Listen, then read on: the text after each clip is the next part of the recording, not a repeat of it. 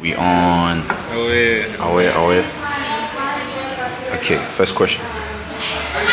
Do you ever feel that your present self is in conversation with your past self?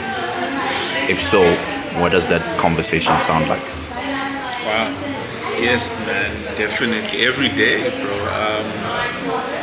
I'd say the conversation sounds like forgiveness. Sure. Yeah, it sounds like forgiveness. It sounds like my older self saying, "I forgive you," you know, to my younger self, to my past self. And I think it's also an understanding that we need one another. So there's always that conversation, like some of the stuff I do regret, you know, but I realize without those things that I did in my past self, my present self wouldn't be complete. You know, so it's constant realizing like we need one another and we need to forgive one another. Even me, like, so maybe vice versa as well. My past self needs to forgive my present self for some of the things I've let go. I've let go of some of my dreams, you know, and I think it's because they were never really my dreams, you know. So I'm grateful for the growth, and I think both of them are realizing they're different people, but they had the same heart. Yeah. Dope. Second, when you think about your past choices, do you believe they were guided more by your own desires or by outside influences? Oh, it connects almost to the first one. Outside sources or my own self, huh? I'd say, oh man, that's a good question. I think a combination of both, bro. I think a combination of both. I think though it was leaning more towards outside sources. So there were moments where I was truly authentically myself in my choices. Like the fact that I'd make mixtapes that instead of just making more of the songs people liked, I would try weird stuff. That was a sign that I was willing to not be liked and just do what I wanted to do. However, if you listen to some of my older work, you also realize I was falling to peer pressure a lot. So outside sources were a real thing for me because I wanted a family, I wanted a community to fit into. And I'm not ashamed to admit that. And so I would do certain things to be a part of that community. But I felt so uncomfortable.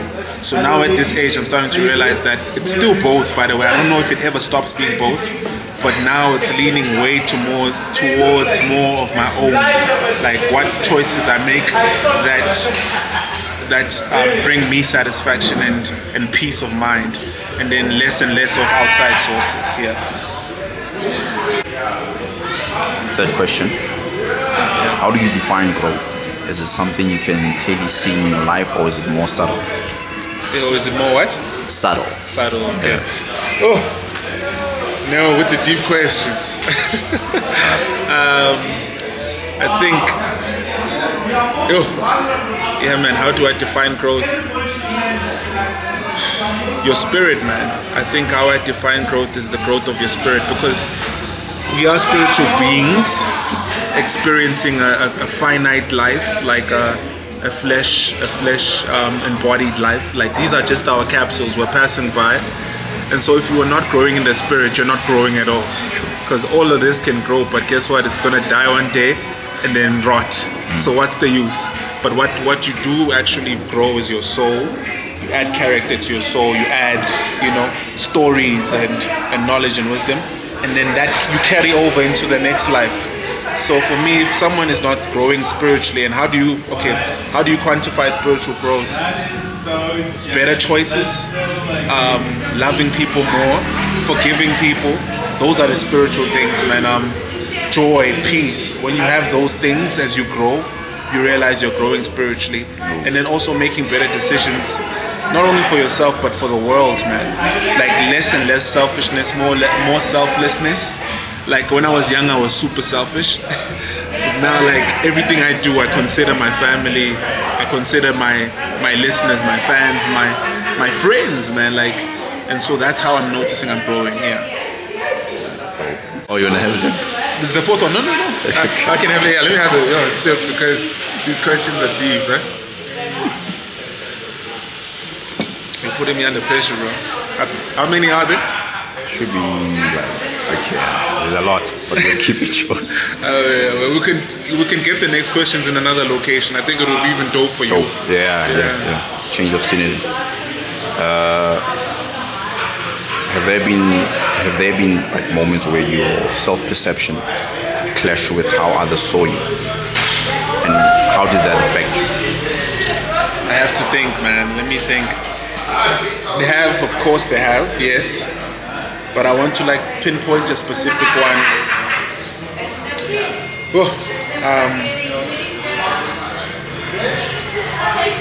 I think this is a small one, but I think I perceived myself as someone who was faithful. Like, listen, hear me out. I perceived myself as someone who wanted love and who wanted to be monogamous. Sure. But because of the image, maybe I'm maybe to blame. I had painted with my music. Everyone around me thought I was now this person who just wants to go through honeys and go through women. Even the girls I would date assumed I am no good. And I was spending a lot of my time trying to prove that I am faithful and I love and I care. And so yeah, I think it's always been that good intentions maybe is the bigger meaning of that. It's like deeply it was like trying to show people that even when I make mistakes, my intentions are good. I'm not doing things to spite people. Sure. You know, I'm not doing things to hurt people intentionally. And if I do make mistakes, I still want to love people. I still want to do good by people. I think I was in a narcissistic situation for a while, and what it taught me was that you need to hold on to your self-perception, because people can literally gaslight you into believing you're not who you are. So now I'm very confident and I believe in my self-perception, man. And I hold on to it strongly because it's also followed by action. It's proven. It's like I see myself loving people more. So yeah, that's the main moment, yeah.